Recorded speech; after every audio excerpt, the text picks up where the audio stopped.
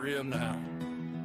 I grew up where the rooster crows before the sunrise, where a handshake meant more than a compromise, where the Bible sat open on the kitchen table, and working for your blessings wasn't just a fable. Watch the world go sideways, watch the truth get bent, watch them sell the struggle but keep cashing the rent. They've been running the same play for 60 plus years, same promises, same poverty, same crocodile tears. They said, boy, stay in your lane, stay in your box, stay grateful for the scraps falling off of the docks. But my grandfather didn't bleed for me to bow. I'm standing in my freedom and I'm standing right now. Black conservatives, yeah, they hate how that sounds, like it breaks all the rules that they laid on the ground. They need me dependent, they need me afraid, but I traded those chains for the truth that he made. They bring emotion, I bring the file. They bring the headline, I bring the trial. They've been running your city for 30 long years, still broken, still burning, but somehow with a fear. God first, flag high, truth don't run, truth don't hide. Unfiltered logic, say it with my chest, I keep receipts, I don't guess. Red, white, blue, I stand on that faith in my soul. Facts in my hand, they can spin, they can lie, but they can't stop truth when it's live. Unfiltered logic, yeah, I keep the receipts. Unfiltered logic, come and talk facts with me. Now here's the dish, they don't want on the radio, the liberal playbook, let me run you through scenario. Call you racist if you question, call you Uncle Tom if you straight, call you dangerous and hateful if you just want to bait. They weaponize your feelings like a political tool, keep you angry, keep you marching, keep you playing the fool. Throw a hashtag on the problem, throw a slogan on the pain, then go back to their fundraisers in the private jet lane. They say they love the poor, while they price out the block, say they stand for the people while the people stay locked, say they fight for the children in their press conference suits, then defund the police in your neighborhood. There's your truth. I don't say this out of hatred, I say this cause I checked. I don't say this out of anger, I say this with respect for the truth, for the facts, for the folks being played. Wake up to the game before another generation's betrayed. They bring your talking points, I bring the proof. They got the teleprompter, I got the truth. They say don't ask questions, I ask why. They say sit down and follow, I stand high. God first, flag high, truth don't run, truth don't hide. Unfiltered logic, say it with my chest, I keep receipts, I don't guess. Red, white, blue, I stand on that faith in my soul. Facts in my hand, they can spin, they can lie, but they can't stop truth when it's live. Unfiltered logic, yeah, I keep the receipts. Unfiltered logic, come and talk facts with me. This ain't a color war, this ain't left or right rage. It's about waking up and walking off their stage. They built the script, they wrote your lines, they told you who to trust, but the moment that you think for yourself, they act like that's unjust.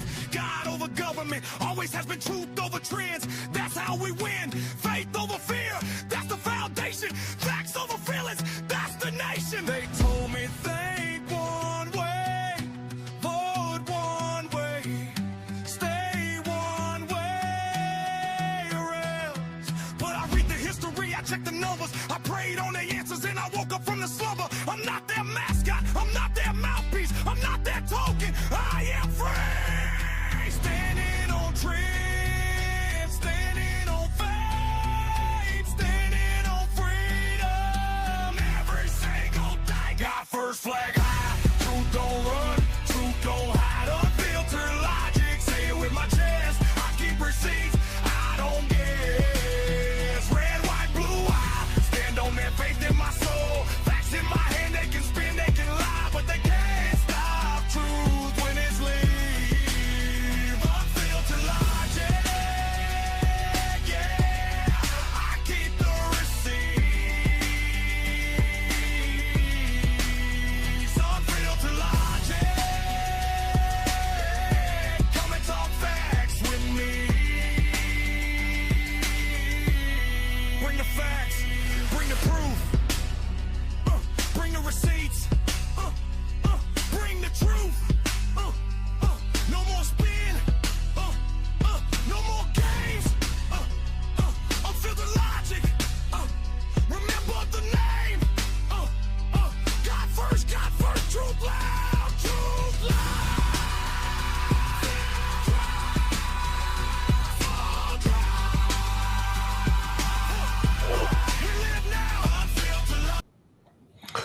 All right, what's up, everybody? Welcome back to Unfiltered Logic. If you've been here before, you already know what to do. Drop a one in the chat. Let me know you back. Now, if you're new, do me a favor. Drop a two in the chat. Let me know what state you guys are from. Today, we're going to be talking about, Canada. They're ending the tariff or the trade talks with the United States, and they're trying to switch it up into a tariff talk. And I guess they think they're big enough fish to try to tariff the big shark of the ocean. So we're going to get into that. We're going to talk about a couple of different things, little small subjects that might be interesting to you. But yeah, let me know where you guys are at, if you guys are new, and if you guys have been here before. What's up, Des? Man, chilling. Ready to get this show on the road. Well, I'm almost ready. I was going to set up my phone. I was ready, but then I'm not ready. But I'll be ready to hear it again in a second. Ready is not always ready. Sometimes it's almost ready. Man, optimizing as I go. I can't find my. It's okay. We're good. All right, y'all. Let's get into this. What's that, bro? We got a chat. I was asking everybody's doing in the chat. I ain't checked YouTube. Yeah, how you guys doing, chat? What we got going on today? We got a couple people on YouTube. Looks like we got one person on Facebook. How you guys doing today? What state you guys in? How you guys doing? What's going on with you guys? We're about to get into some good topics. We're about to talk about all the different things going on. And there's always somebody trying to, I'm starting to think that these countries, they want to get in the spotlight. And so what they do to try to advertise themselves to other countries is they try to start something with the United States when it comes down to trade. And it's kind of like saying, hey, look, we're open to trading for this at the price we was giving America, because right now we're going at it with America. We're going to tariff them. And that's what it seems like. That's at least what it seems like to me before even getting into it. You know what I mean? What you think about that, man? You think that there's some type of secret play, or you think it's just a feud with us specifically? It's probably not even us. It's probably just Trump. I do remember when he first said anything about the tariffs. Canada was in an uproar. They're like, we're not going to give you guys, we're going to do a reverse tariff on you guys. We're going to tariff your beer. That stuff. And I was like, none of that's going to, I don't even know anybody that buys any of that stuff that you guys want to tariff us back. And he like, it's got to be something real. No, they got the best maple syrup, man. Man, I can do without it. I don't eat pancakes that often. You know what I'm saying? I don't need no pancakes or waffles. I don't want no flapjacks. Man. All right, let's get into it, y'all. Let's see what they're saying. So they got Canada ends U.S. trade talk. Will start new tariffs September 8th. So this is right around the corner. It's just like 2-3 weeks away where they're already planning on starting these new tariffs. The U.S. and Canada sliding deeper and deeper into a trade war. Canada says it will match President Trump's 50% tariffs, dollar for dollar. Last-ditch negotiations fell apart over the weekend, and Americans are now facing higher prices. Some examples: milk, honey, smartphones, liquor, and even wigs and fake beards. And just a short time ago, President Trump raised the stakes, posting this, quote, on January 1st, 2027, tariffs on all cars, trucks, both large and small, automotive parts, and steel will be increased to 50%. Build in the United States and there are zero tariffs, end quote. Canadian leaders say this tariff fight is damaging the very long relationship between the neighboring countries and their people. CNN's Kevin Liptak is over at the White House for us. What more are you learning right now, Kevin? This is very worrisome.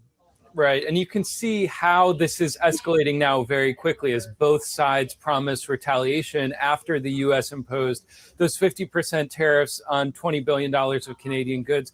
Mark Carney, the Canadian Prime Minister, promising to match that dollar for dollar. Now President Trump threatening to impose those 50% tariffs on autos, but also steel and automotive parts on January 1st. Now, I think the question now is whether we're in the escalate to de-escalate phase of all of this. President Trump, at least for his part, does not sound as if he's in a de-escalatory mood. He said that Canada had been ripping off the So it's in result, kind of like how you saying it was in response to Trump putting the tariffs previously.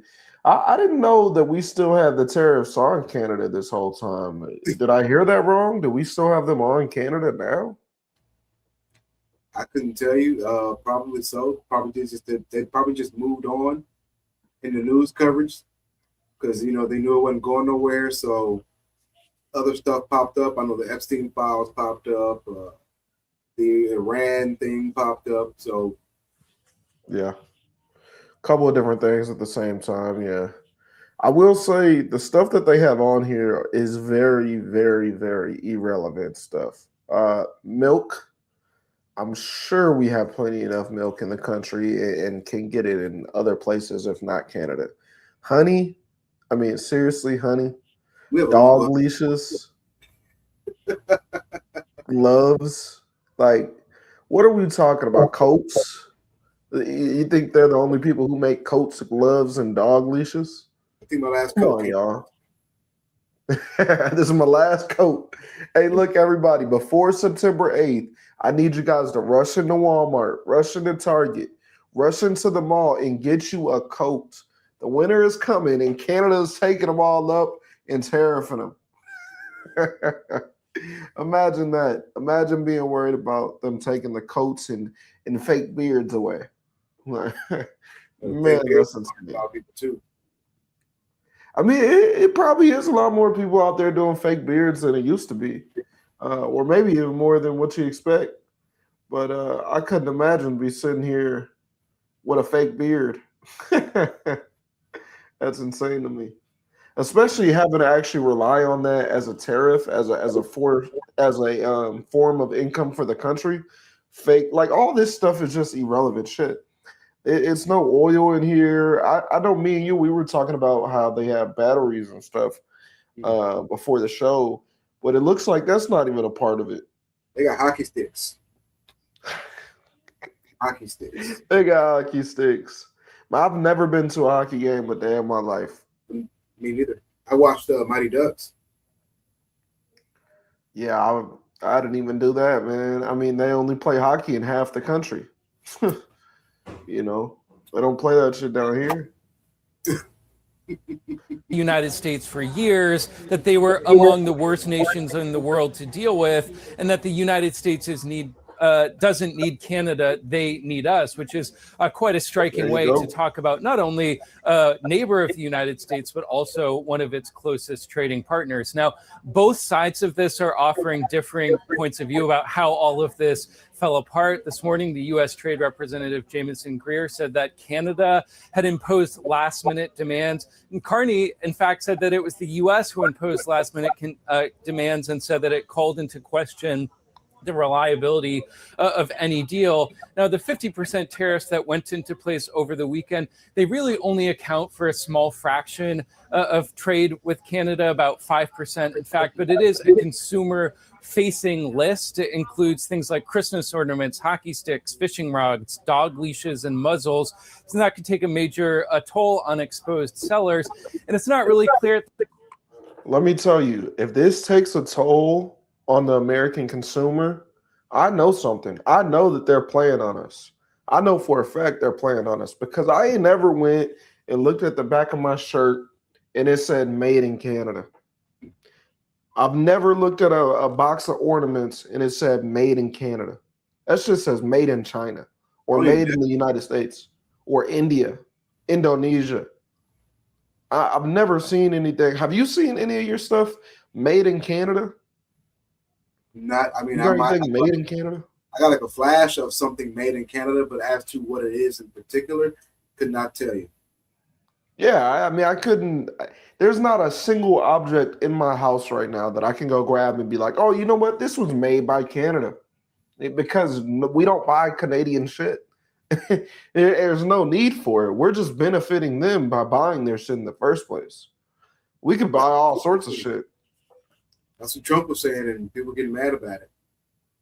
Yeah, and the crazy thing about it is for them to for us to be buying so much stuff off of them, they don't have cheap products for them to be so close. They're right down the street from us. This should be dirt cheap. But you got people overseas selling bundles of jeans for $6 and shit. In Canada, I guarantee all of their stuff that goes out into stores is getting marked up 50, 60, $100.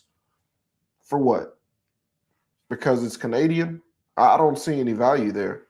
It doesn't seem like anything is going to actually affect us. And only 5% of total imports? What are they doing? What is this going to affect us on? I'm not getting it. Somebody, y'all let me know in the comments. Do y'all think that there's anything that this could actually do? Oh, Damon said his vehicle was assembled in Canada. That was in 2012. See, and that was one thing me and Des was talking about before we hopped on here. We was looking to see what was actually, what we actually buy from Canada. And it's mostly vehicles and batteries for EVs. But it looks like that's not a part of this at all. It looks like they're not even talking about that part. It's only 5% of the imports that we get from Canada. So I don't know if that's maybe included, and we'll find that out later. But as of right now, it seems like the vehicles, it doesn't have any effect on.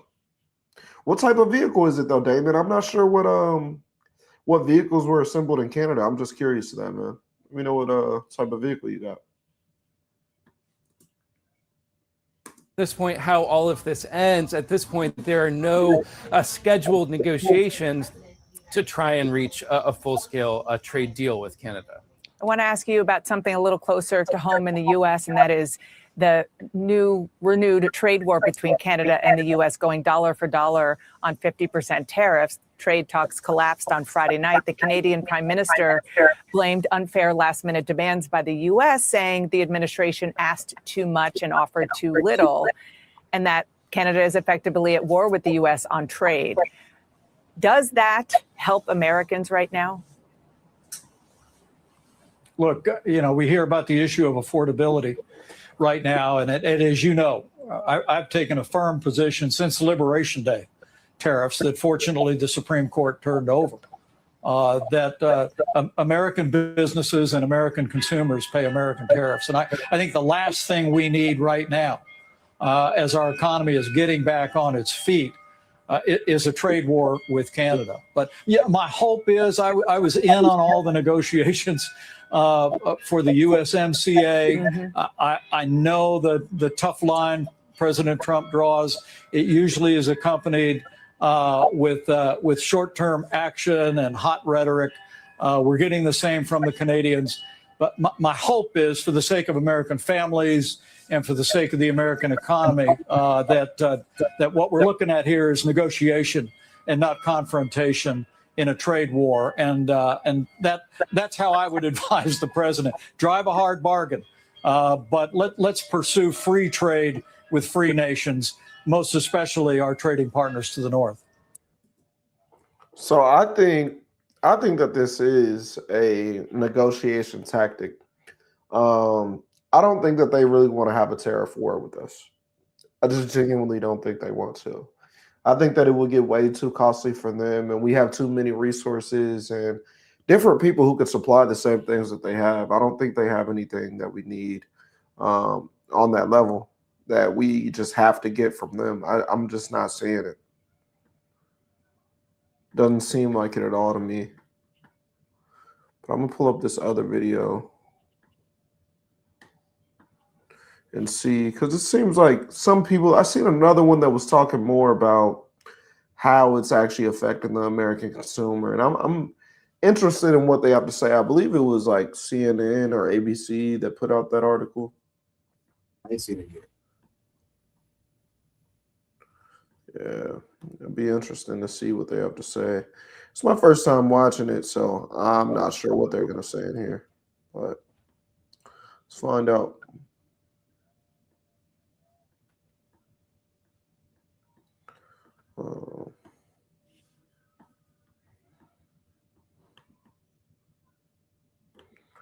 But y'all let me know in the chat. What do y'all think? Do y'all think that this is going to affect us in any way? Do you guys think that we're actually going to have to, come out of pocket more?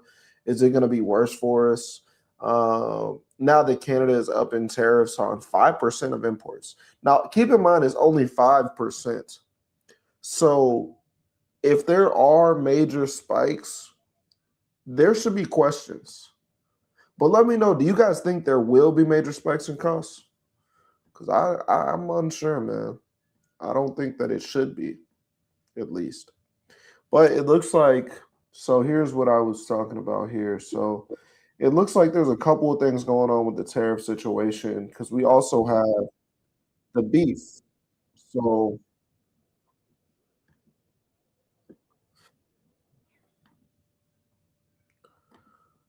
this is what's going on while we're talking about tariffs.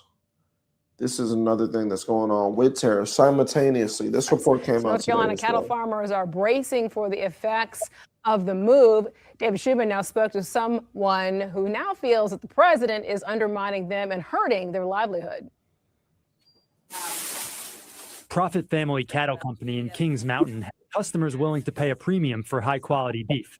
Shelley Prophet Egan believes most consumers aren't as discerning. In the actual marketplace, in the stores, people are going to see American beef is going to be a little bit higher. Egan and cattle farmers like her aren't happy with President Donald Trump's effort to lower beef prices, which were 9% higher last month than the year before. Trump announced Friday the U.S. will import ground beef without tariffs to be sold at 25% below market for the next 90 days. He's declined to say where the beef will come from. It's bad. It's bad for the American farmers. I think that it undermines what the American cattleman's trying to do. This is a negative for the cattle industry. I don't care any way you look at it. This is a bad thing. Matt Bell, who raises commercial. See, now this is something that's going to raise costs on us. This is something that's going to make it harder for us overall when it comes to the grocery stores. Because if you don't have American-made beef and meat products consistently pumping and thriving and succeeding naturally in our capitalism, and you have people able to undercut them by 25% just because they're importing or exporting to America, that's when you start getting real effects at our grocery stores. And that's why I don't really understand what Trump is doing. He's saying a lot of, I'm going to make things more affordable. I'm going to make more things more affordable. But it looks like he's just enjoying having the, number one superpower in the world on his coattails, being able to have that behind him and being able to bully people around. Honestly, it's starting to feel that way. I haven't seen any results of any of these moves. At first, when he was making them, I was like, hell yeah, throw tariffs on all of them. Do all this shit. Venezuela, let's go get him. Maduro, fuck him. Let's go. And here we are, nearly a year later after Maduro, nearly a year later after Trump has been, well, it might even be, has it been a year since Trump's been in office? Yeah, I think we're almost at 2 years because we're getting on the midterms.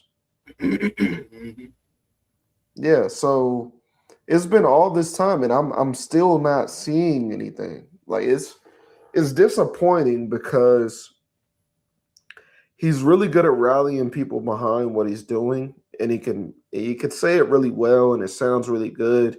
But then when I'm looking at the grocery stores, it looks the same or worse, and I'm not understanding that, man.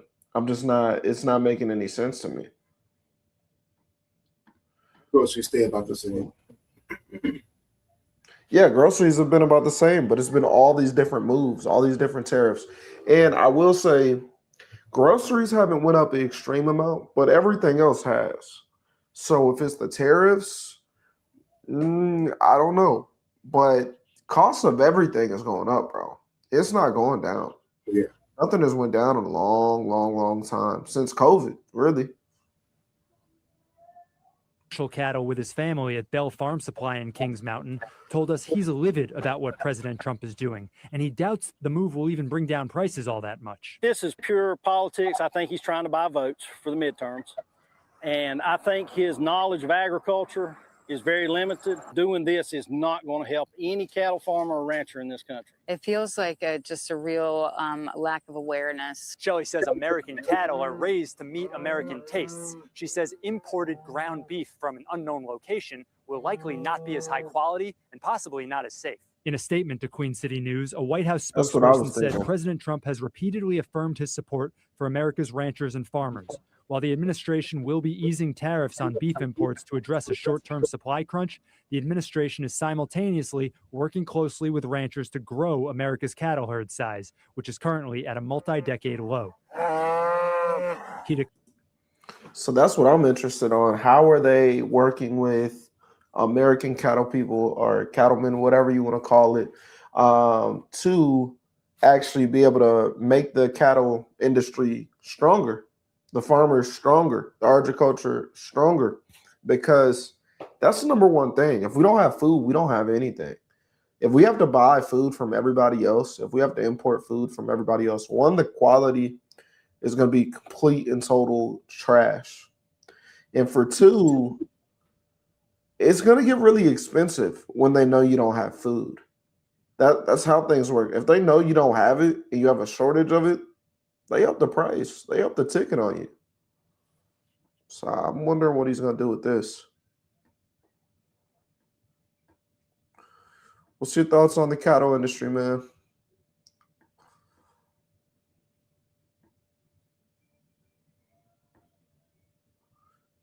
What's your thoughts on this, Des?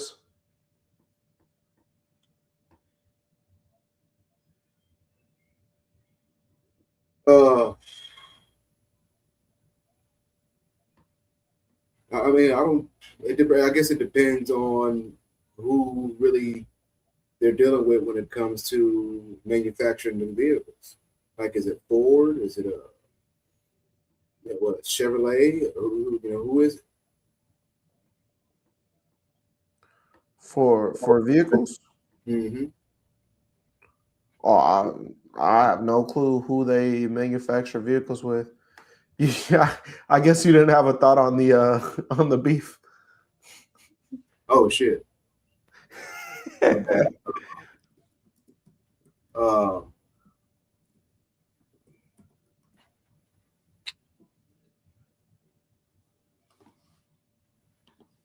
mean, again, it becomes a supply chain thing. Like, who's using the beef? Well, everybody. It's all Americans. So, and just to answer that question real quick, so you were wondering about the auto supply for the manufacturers, Canada. Who are they? What cars are they making? They're making, honestly, a lot of American-made cars. So, or manufacturing a lot of American-made cars. Let me pull it up for you. So it looks like they got Honda. They got Honda Civics, Chevrolet Silverados, Dodge Chargers, Honda CRVs, Toyota RAV4, Chrysler, Lexus, another Lexus. So a couple of different Lexuses, Chevys, Dodge, mostly. So those are some of the three biggest companies in America as far as manufacturing. The Honda Civic is a big one. We pump out a lot of Honda Civics, a lot of Silverados, and shit, quite frankly, just a lot of Dodge and Chevy in general, you know. Your boy Mazda CX says it's a compound problem with cattle. The feed and I'm assuming you're saying the feeding and everything is going up. Yeah, see, that's the thing. It is a huge issue with cattle. Let me know a little bit more about what you're saying. Yeah, I think that I misread what you're saying. Are you a rancher? Or even if you're not, you might still know a little bit about it. But let me know what you're thinking about that. I think that with the cattle, that's going to be a big issue for us. That's something that we've had going on since before Trump's presidency. But during Trump's presidency, he's been talking a lot about getting that situation together with the cattle and actually being able to produce our own food. And I've been hearing a lot of things that he's affecting it in a negative way. I haven't heard that he's affected it in a positive way yet, which is unfortunate because, you know, I'm a conservative. I vote Republican. I vote, you know, independent, but I vote Republican on a lot of tickets, especially in the primaries. I voted for Donald Trump. So when you give up your vote and you believe that certain things are going to happen and they don't happen, it makes you wonder, like, well, what's going on? I was confident in this person. I know that this person can do what they said they were going to do. But what is the real route to do it? Is it a long run? Are you just worried about the midterms right now? Like, what's really going on? Because it's starting to seem like it's just about approval for votes. And then after the votes, I'm not sure what's going on after that. So yes. So I'm sure you're saying yeah to the beef situation. Yeah, man, it's definitely not going to be good out there, man, if they don't get that beef situation straightened out. Let's look a little bit back into the Canada situation. I know that was a little bit far-fetched from that actual tariff situation, but I wanted to be able to look at the different dynamics of what's going on in American trade right now, because it's a couple of different things going on. Let's see.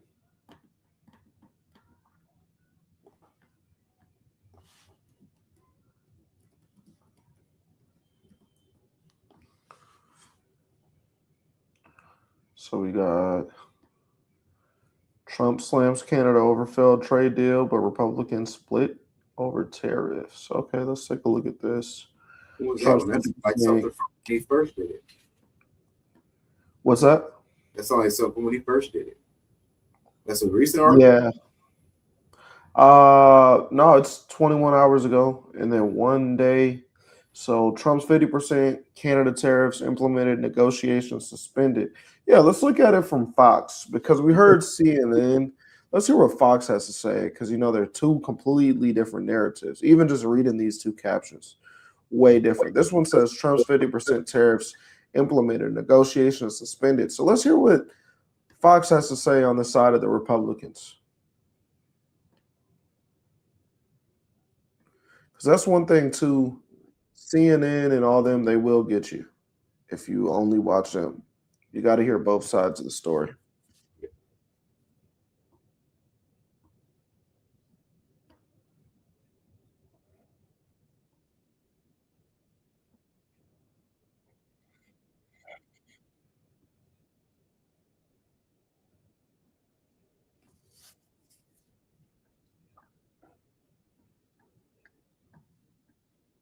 Negotiations with the U.S. yesterday, blaming. Real quick, all right. So you said no, I'm not a rancher. I'm out in Valley Mills. Okay, Valley Mills, you're right down the street, man. You're in Texas. Okay, the drought is definitely having an impact. The ranchers are having to buy hay instead of them just being able to graze like they usually do. Yeah, man, I've been seeing that. I've been seeing it's way different. I live near Austin area, so I know a couple of ranchers and stuff like that too that live out in, you know, Austin or Leander, Georgetown area, and they're telling me a lot of the same similar things. It's not been good. They're having to find food. They're having to find different things and resources that they would normally have on time every day.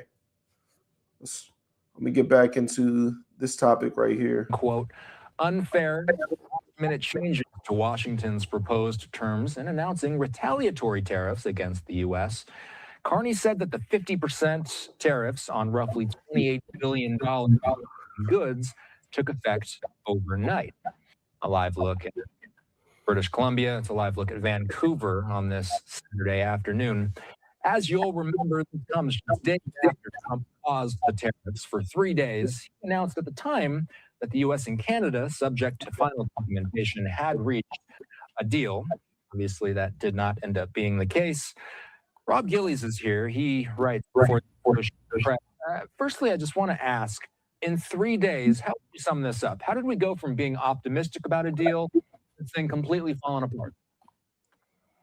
Well, if Carney and his people say that the Trump administration made some last minute changes once it got down to putting pen on paper.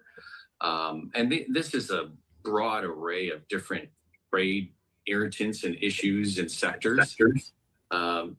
Very fraught, very fraught. So it's tough to pack that all in a limited amount of time. Now, they've been negotiating for months. But when it comes down to it, maybe one side, wants certain language that makes it more difficult to agree. And there's a number of issues. So, yeah, this is definitely off the rails now. 3 days ago, when Trump had originally... I didn't even know they did a pause on the tariffs 3 days ago. I had no clue. So I guess they were still doing the tariffs this entire time. I thought that got removed a while back, honestly. That's what I thought happened. He didn't pull back. He repealed some of it, not all of it, from everything. Like, I know the ones who started to come to the table to make a deal, he worked out a deal with them to start to gradually pull them out until they had no tariffs against them. Yeah, I just assumed Canada would be one of those, I guess. Being as we're one of their strongest allies, we're their biggest defender. Nobody's going to come over there and mess with Canada with the United States right next to them. We're their biggest money maker. Most of the shit we buy from them, we don't actually need. We can make it, or we can get it from somewhere else. I just would think that they would be one of the people who are on board quicker than everybody else. But I guess that's not the case. So they paused, they suspended negotiations. That's the real side of it. See, CNN is just saying, Canada terminated trade negotiations. No. Sounds like to me, Trump suspended the negotiations. But that's the thing about the media. You don't really know. You don't know which one it is. One side is saying one thing, one side is saying the complete opposite. Because when we just played CNN, it sounded like Canada had the upper hand, or at least that's the picture in the narrative that they painted. Doesn't seem like that when you check out Fox. Announced that a deal was basically on the cusp. At that time, had Canadian negotiators agreed to the same core ideas that the U.S. was? Were they on the same page at that time? It's hard to say. They haven't detailed, both sides haven't detailed exactly how it went. But I think there was some momentum to get a deal, some interest in getting a deal from both sides. But, according to Carney, the prime minister, the United States was just asking for too much. A variety of things that made it just impossible for him to agree to that and then sell to the Canadian public. The Canadian public doesn't want anything to do with Trump and is willing to fight and doesn't want to compromise with the Trump administration. There were no tariffs before. There's been years of free trade and commerce going back and forth, and now it's problematic and causing inflation in both countries. What type of goods are going to be tariffed? So they're going to be dairy, appliances, agriculture equipment, paper, electronics from the U.S. We'll see. They haven't released the full list. That's all we know as of now. But those tariffs will come on U.S. goods come Tuesday, just after Labor Day on September 8th. So the more and more I hear about this, the more it refreshes my memory. I believe that this is one big left versus right thing. Thinking more and more about it, the government in Canada is very liberal. They are trying to ban guns. They're trying to do all sorts of different liberal things. I know that they're down with the alphabet community, all that different type of stuff. And, Trump being as polarizing as he is and saying, hey, look, we're all the way right, and being so radical right, it gets countries, I guess, like Canada who think that they're eye to eye with us some type of way or how. It gets them to think that they could really be able to buck us back and kind of have their own little tariff war on us. Moral superiority issue. Yeah, that's what it is. It sounds like it's all who's the bigger dog here. And in reality, we We know this is a much bigger, greater, stronger country. America is. Um, but it seems like they think that they can have some type of upper hand and be able to show America, hey, look, we're not the little brother anymore. And that's what it sounded like. Yeah, you can't bully me. Stop giving me nuggies. I fight back. Canada sends, I was doing some reading on this. If Canada sends nearly 3/4 of its goods exports to the United States, then how much leverage does Canada realistically have in this negotiation? There you go. Well, I mean, Canada also sends 4 million barrels of oil a day to the United States. So it's the largest source of foreign oil for the United States. Potash, farming. I mean, Canada could put an export tax on those critical sectors that the United States depends on to fuel its economy. So there's certainly a leverage there if they want to use it. And then the leverage is also the Canadian people. They just don't want anything to do with Trump. They're fed up. They're fed up with this 51st state talk. They're fed up with the tariffs, the trade war. And that's another one, the 51st state.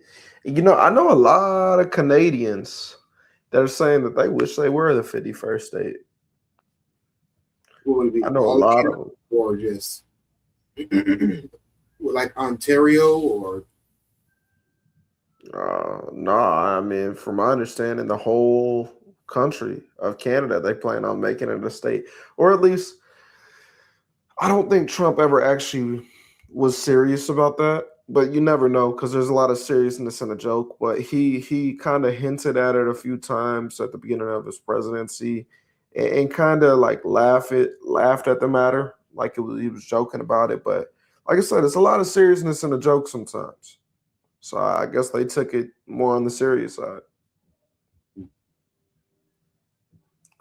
So I think that's kind of what that is all about, is mostly the fact that, hey, we don't want to be little bro anymore. We want to show you that we're equivalent. You're not going to put us into y'all where we're not going to become your 51st state. You know, also, they want to be able to buck Donald Trump. I don't think that they would be doing this if Joe Biden was here or Kamala or any Democrat. I think they would be, you know, buddy shaking hands, doing what they normally do, being able to take advantage of the United States and our money. Because I don't know anybody else who's really, you know, importing from Canada like that. I don't see that many countries who are dying to get coats from Canada. We got the market everybody want to get in on, man. Yeah, that's the truth. We got everything. Everything is here. You need oil, we got that. Food, we got that too. Mazda said, I don't think so. I like how the U.S. was going to take Greenland. Yeah, I don't know. I don't know if we should take Greenland. I know that it's supposed to be good to secure geographical territories and be able to secure your allies and make sure that they're safe, as well as having other points on the map where you could actually strike from. But I don't know, man. It's just so much conflict. Oh, you said it was like, okay. It was like how the U.S. was going to take Greenland. See, but Greenland didn't give as much kickback as Canada. Greenland wasn't half as upset. That's one thing I will say. Greenland was upset, but they wasn't upset like this. It just wasn't. I think that's one of your people right there, though, Mazda. Yeah, that's my guy Dale right there. Okay. Yeah. I didn't know if you knew him or if he just hopped in, but I see it's linked through yours. All right, so that's pretty much the situation on that, y'all. I kind of don't want to get too deep into it. Honestly, I thought it was going to be a little bit more interesting than that. I was kind of a lot more dull. The things that they have, I don't think that it's actually going to affect us at all. Let's get into the situation with Carmelo Anthony. So he got denied his trial. Now, they were saying initially they wanted to reopen this and do a retrial because it was supposed to be a public trial and not a private trial, as well as that handshake deal. Everything set to the side, whether he was guilty, innocent, whether he was right or wrong. What do you think, Des? Do you think that he should have actually got a retrial, even though even more information came out about the text and how he wanted to lick the blood off the knife and everything like that? Do you think he should have got a retrial based off the fact that Metcalf's dad knew the prosecutor and the fact that it was supposed to be a public trial, but instead it got forced into being private because of the controversy? No. I don't think anything's wrong with it. For one, they forced the private trial. They forced the trial to be moved. So we're talking about that. The location of the trial, it's on y'all. Just yeah. Pure and simple. As far as the judge or what you said, who knew So Metcalf's father. So the kid who died, his father knew the prosecutor. Yeah, and apparently they were friends or something like that. I'm not really too sure. But from my understanding, those were two of the reasons why they wanted to get a retrial, is because they said, hey, conflict of interest, which with that type of evidence that they had, it's kind of hard for you to even go against it and say that you need to get a retrial. What else are you going to even do whenever you get there? Get more time? That's what it was starting to seem like. So, I don't know, man. The retrial, I don't think that they should have necessarily got a retrial. I think it would have been very interesting to find out the more information, because if they had that information about, the text messages without even doing the retrial, imagine the type of shit they were going to get into now, because they don't have that, gentleman's agreement that they had with the prosecutor and the lawyer. They didn't have that anymore. I told him he deserved life for sure. I think he would have got life, especially in the state of Texas. When you go to retrial, there's a very low chance of you winning, for one. And for two, if you go to retrial and they find you guilty, whatever your sentence is initially, you might as well double that shit. Because they're going to give you everything they can give you and some. They're going to add on a couple extra just because you took the time to come back and waste your time with bullshit, So, especially in the state of Texas, he would have sat down for a long, long time. I think he goes in, he does 17 on good time, and maybe he can get out if he's been acting right the whole time. If not, he'll sit there for longer and mess around and do his whole 35. And he acts up while he's there, shit, he'll fuck around and do 40, 50. Who knows? I don't think that the retrial is required, but there's a lot of people going around upset about it. And I think a lot of the noise kind of got quieted down when the text messages came out. Yeah. Because there's not much you could say then. There's just really not. Nobody talked I didn't about know it was that deep. What's that? Well, a certain group didn't talk about the text messages. Yeah, a certain group. Yeah. So you had the conservatives and the Republicans all over the place yelling it out, especially all the white people. They were yelling it at the top of their lungs. But the black communities, everybody was defending Carmelo Anthony. Most of those people, they got quiet. They seen those text messages come out, the type of things he was saying, the heinous stuff. I mean, it went even as far as they were talking about he was going to be trying to be a school shooter or something like that. You see those texts? Yeah, that's a whole nother game. That's a whole nother thing. Because at first I thought, man, when I first heard it about the text, I said, oh, okay, it's a kid who, his feelings are hurt. A lot of guys, whenever they're young and their feelings get hurt, they start saying outlandish shit to their girlfriend to get them to oh, no, baby, don't leave me. I'm going to kill myself. All this stupid little shit, young guys do. What's that? So he was threatening her, though. Yeah, but I mean, that's what I was kind of thinking. Like, maybe it was something like that. But then when you start talking about, like you said, threatening her, threatening other people, talking about shooting up a school. Like, whoa, what the hell? Are you sure? Are you sure you didn't come from Caucasus Mountains? Like they said us, right? Man, he's switching it up on us. Boy Mazda said it was premeditated. When he said I'm on the verge the day of, he was going to take someone out regardless. And I agree. Honestly, I thought that premeditated was more when you plan it on a specific person and event. I'm probably wrong on that, but I thought that's what it was. So that's the one thing that was catching me when people were saying premeditated is I was like, isn't premeditated like if you know the person, place, everything? Like I'm thinking you'd have mapped everything out. That's what I think of when I think premeditated. Premeditated. Well, in that sense, that's part of the self-defense.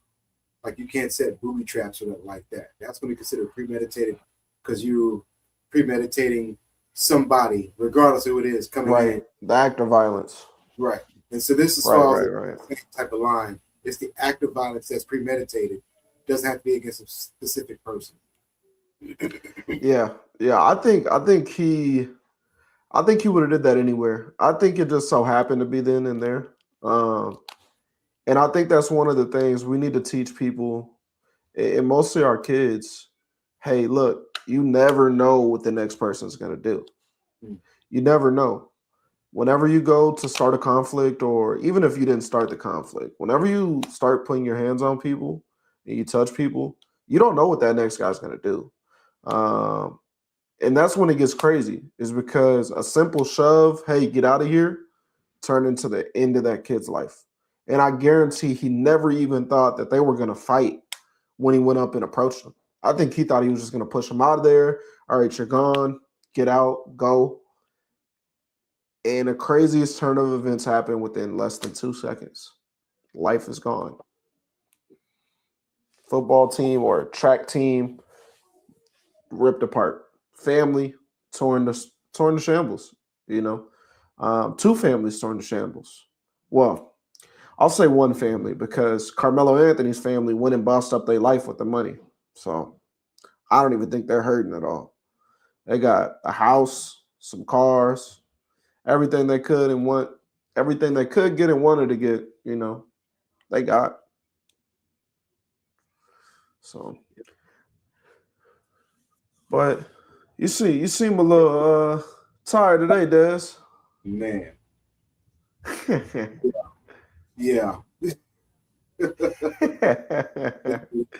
I'm like, you slow rolling today. Normally you're a little bit more opinionated. Yeah, man.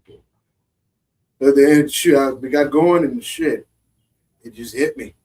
We did it. We started off. Yeah. Gotta make sure I get my sleep, is all. I feel that. Yeah, we started off a little bit later in the day today, but I don't know, man. Those was our 2 topics. I guess we can call it after that, man. I know you're only halfway here right now, so we'll give it a better try next week, y'all. Stay tuned in. You know, me and Des normally keep you guys updated on things, keep you with fresh, unfiltered, logical opinions. And we always want to talk about it, man. So come check us out next Monday at 6 p.m. See, I didn't say Tuesday at time, Des. Next Monday, 6 p.m. Come check us out. Tomorrow, y'all. Tomorrow, I am doing a live stream interview with Lauren Pena of Austin, Texas. She's running for Congress in Texas. So come and check that out. I know you guys got some questions, especially if you live in Texas. You're going to want to come check it out because you want to know who's representing you. You want to be able to join the conversation. Drop your thoughts. Drop a couple questions. If you got a good question, I'll even pull it up and ask her. So come check us out tomorrow. It's going to be a great show. And Des, you got anything going on this week, man? I'm gonna try to tap in with BAD, see if I get in there for an interview for this weekend's show. But other than that, nothing real big, nothing particular going on. With the music, definitely check out the music. Check out the page. for past episodes, past conversations, discussions, shorts, all that. It's on the page. Yeah. Definitely. All right, y'all. Well, with that being said, we appreciate you guys joining in today. And my bad, you y'all. guys I have will have more energy next week for sure. Man, like I said, sleep. I need to make sure I get my sleep. That's all. That's it, man. You know, you be out here in this Texas heat, man. You gotta get that sleep. Man. We done tore you down. All right, y'all. Well, I appreciate everybody tuning in today. Do me a favor, hit that like button, hit that share button, subscribe if you haven't already, and we'll catch you next week.